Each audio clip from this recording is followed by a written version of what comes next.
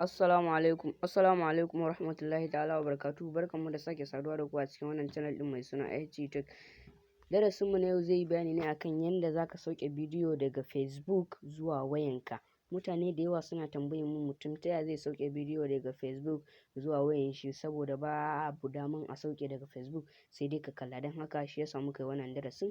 Kafin mu je cikin darasin kai tsaye, idan kai ba ne wannan channel din, ka danna mana subscribe, sannan ka danna alamar ƙararrawar sanarwa inda zarar mun dora za sa sanar da kai. Don haka mu je cikin darasin kai tsaye. Da farko zaka shiga Facebook ɗinka kamar yadda kuke gani kamar haka, sai ka je daidai bidiyon da kake so, amma bari ya buɗe tukunna mu practical saboda kowa ya fahimci me ake nufi, ta ya mutum zai yi har ya gane. Yawa zaka je ɓangaren videos ɗinka ne, sai ka zaɓi videos ɗin da kake so ka sauke.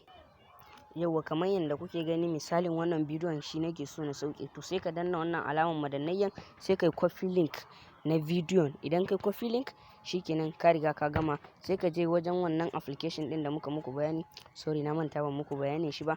Application din shine Video Downloader. Idan ka sauke shi daga Play Store, da zaran ka copy link na bidiyo a Facebook, da zaran ka shiga direct zai redirecting na link din zuwa application din ba tare da ka sha wahala ba. Zaka kalla ya fara sauka. Don haka yanzu bari mu practical. Daga ka zo link, yanzu gashi nan kuna kallon yana cikin na URL din. Gashi nan yanzu kuna kallon ya fara saukar mun da bidiyon. Don haka abin zai.